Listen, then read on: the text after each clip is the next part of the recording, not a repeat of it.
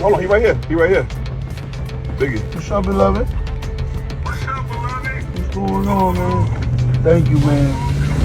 Thank you, man. Thank you, man. I'm just trying to get situated. How the brother, man? What's going on, Max? We don't need this. Nah, I ain't, look, yeah, that ain't me. I ain't, listen. That ain't me. When we went up in there, when I went in the club, bro, I had 2 whole other records that wasn't even in that chapter when I was on with that regime. The nigga Flex said he don't got no records. He only got Penn and Tail. I said, all right, we only was doing like one maybe 2 songs. Right. The 2 hooks of Penn and Tail. And then play the Grand Crew joint. So now, I'm just saying what's up, embracing the nigga. I'm like, I ain't know what was going on. I ain't even know the words to this. I was just improvising because I was performing for my craft. They paid to see the Dawn, and I was giving them a show. It's the equivalent of this. You got 2 wrestlers and some song in the ring. Do this, and the cameras is rolling. Do they stop or do they keep wrestling? You gotta. Right, nah. So that's all that was. Nah, though, Max. That one right there, that's supposed to be record crack. Like, I'm saying, I'm not the DJ. I'm not trying to diss, bro. And I'm gonna just keep it straight. If I want to diss a nigga, I go in there and do something crispy. I'm not gonna spit that old. I ain't even know the words to that old. Right. I can go in the stool right now. Any 100 of them, I got access to, and lay some for any nigga on the planet. But that ain't where I'm at. So that was Flex. That was Flex. Listen, that was all Flex. All right. Don't shoot the mother messenger, cause I don't play the record. Told me he only had 1 record. Played Penn and Tail, and then when I'm on the stage in my zone, performing for my crowd, what I got paid to do, plays the Grand Crew freestyle. That's nasty. That's nasty. But I just want people. I'm glad that people let the world know this. And I just want to say this. That I was trying to find Black, cause all the blame was going on Black. Like, yo, Black, how you let that go on? Like, how you think that sound check let that go?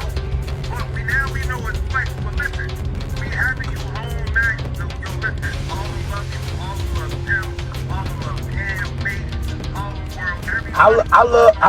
I love niggas too. You heard? We don't need that, man. Y'all know, listen, we know everything that happened. That 18 years ago, y'all niggas was kids.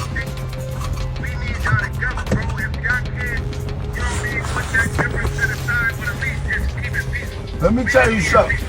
We all family, man. We all got wives. It's a different time. I'm not out here disrespecting nobody, lady. It was a different time. If somebody felt offended from the last night performance, to anybody who I've offended, my bad, I apologize. Sincerely apologize from the bottom of my heart. But it wasn't a diss for nobody. I was just improvising, just to keep y'all up to speed. Alright? You already know the internet been crazy since I've been out trying to mix it. And what it ain't is. So that's just the enemy trying to tap in to the 5D cosmic layer and push some shit out there that niggas not even into. I'm running around here with my kids and I'm getting... Max B popped out in New Jersey last night, and the whole crowd exploded the second he walked in. Right now, he's completely on fire. Fresh home city to city, event after show. It's like making up for the year he missed. And as soon as he touched that stage and ran through a couple of those timeless joints, the internet woke up this morning in full meltdown mode since every blog is pushing the same headline. He fired rounds directly at Jim Jones and Chrissy in front of everyone while performing that album. Before anyone could breathe, the entire situation changed as soon as he said that line. The record he chose to bring back was a throwback to the old wife era joint, where he was constantly rushing around with that jacket for B to use for cooking. If you weren't locked in during that age or never really understood Max's BS basis, that was his entire blueprint. He would take whatever beat was booming and mold it into his own wave like nobody else could. This time he used the Pop Champagne beat by Jim Jones and Ron Brow to create his own Grand Crew remix. Don't talk about champagne. He flipped it into that Henny feel, kept it raw and unadulterated. However, the moment he struck that fabled line was the bar that truly set things off. Now these bird gang bees, they can't stand me, Jimmy. Mad calls Chrissy touched it out in Miami. That statement has been flowing in the culture since the old DVD period. The corner store interview days. The entire audience lost their wits when they heard him spit it out live after all these years. Everyone recalls how intense the back and forth became when Max B pushed that narrative hard back then. However, that cut differently for Jim Jones because Chrissy was his fiancée at the time. And they were still in a committed relationship. So once that tape hit the blogs this morning, of course, it fired off a fresh wave of turmoil quickly. Now Max B is trying to clear the air since he hopped on the phone with a couple people. And the audio got passed around until somebody forwarded it straight to him. It even hit the Max B fan site, and they framed it like this is a real breakdown of what actually went down last night. The message stated Max wasn't even trying to criticize Jim during the performance. The tune was apparently spun out of nowhere by Funflex. Max was already on stage with zero warning, and he just had to roll with the moment. This is where things become even more chaotic, though. Who created the track list, as I mentioned before? Who determined that music should even be in rotation?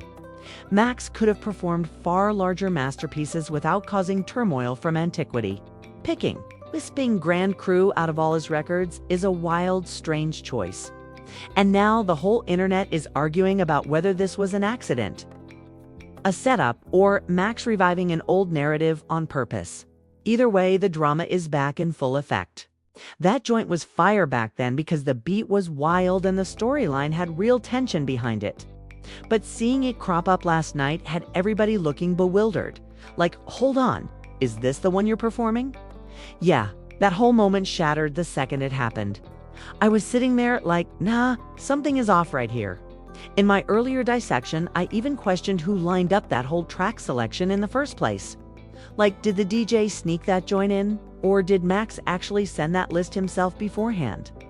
Now, Max B is turning around saying, nope, that's not how it went down at all.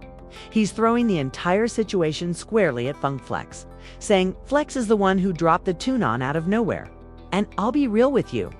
I don't know who pressed what because I wasn't standing in the booth. However, if Funkflex performed that song, there is absolutely no possibility that it was an accident. Every time he presses play, the man understands exactly what he's doing. He was hunting controversy, chasing headlines, chasing that algorithm surge like he always does. He wanted the large capital C's: chaos, controversy, confusion, conflict, and confrontation, all packaged into one messy moment to fuel the discourse. Since no one on the globe chooses that song at random from Max BS's collection. It felt, to be honest, like someone intentionally added a little crashing out energy. That's hardly the album you should casually play at the show, as anyone who really knows Max would attest. So, if that was the one you hit play on, you surely knew it was going to spark something. If that's what actually happened, you knew it would stir the whole pot, boil up nonsense, and become a trending topic by dawn. Either way, let's keep it 100. Funkflex is obviously about to feast off this whole mess. He's the type who can transform a little spark into a full wildfire without even trying. He's probably already plotting his response, loading up the studio, and preparing to drop 100 bombs on the air as he always does. I can just see him introducing a fresh part, taking the microphone, explaining his version of what happened, and dropping bombs every 2 seconds to keep the mayhem going. But if you listen attentively to the phone call, you can hear someone trying to play peacemaker in the center, telling everybody to cool. Like, calm down, bro. We're good. Tonight, we're not heading in that direction. They kept reminding both sides that everybody's grown now. Everybody's got families, and the whole goal is moving ahead, not spiraling into old nonsense. Max B even stated it directly. I'm not disrespecting anybody's wife or anybody's girl.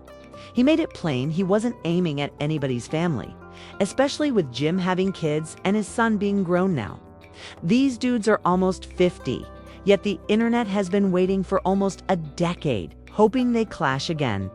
I'm hoping for fireworks and a repeat of 2009's back and forth. Indeed, some admirers will claim it's only music. But when someone feels that their spouse was disrespected, that's no longer simply a bar. That turns into a personal matter. Yes, Jim Jones made remarks regarding Max B prior to Max returning home. Yay, Jim made it quite evident that he wasn't having fun with him at the time. He said F Max B. He said that he wasn't interacting with him. But that doesn't mean Max is out here trying to drag his family just to keep some old beef alive.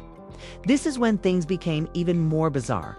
Because after the clip started spreading this morning, a whole fresh surge of voices jumped in.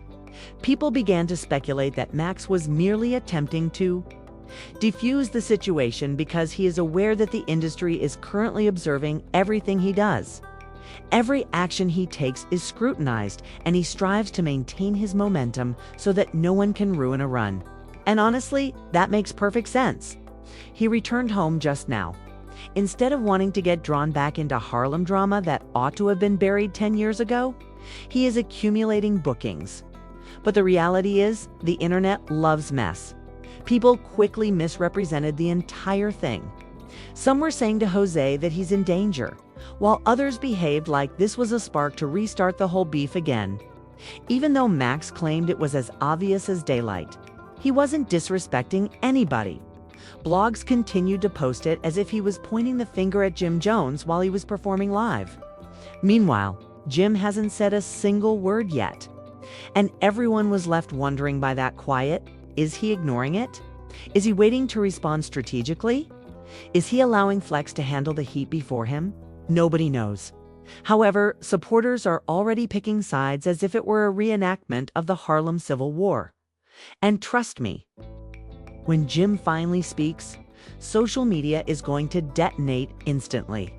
One sentence from him could switch the energy overnight, and everybody knows it.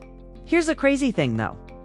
People close to both sides claim that the tension is far more intense behind closed doors than the general public is aware of.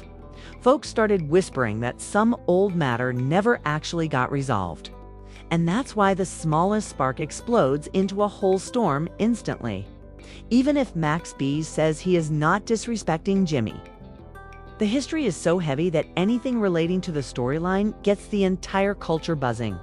At the same time, real industry people who truly knew these men were trying to shut things down fast. Some were phoning around like, bro, we're not doing this again. Let that man shine. Let everybody move forward.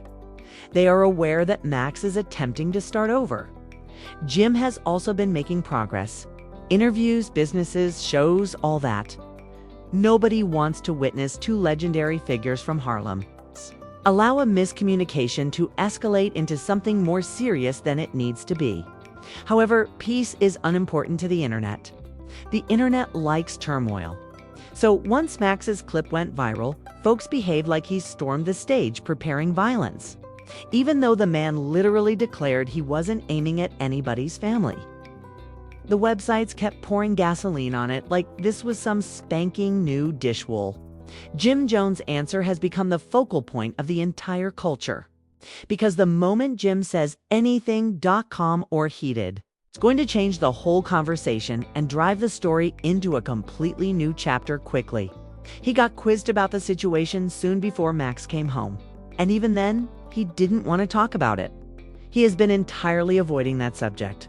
So when this clip hit the timeline, a lot of folks felt like this was a moment they've been waiting years for. Some people have been hoping for an ugly story like this to resurface.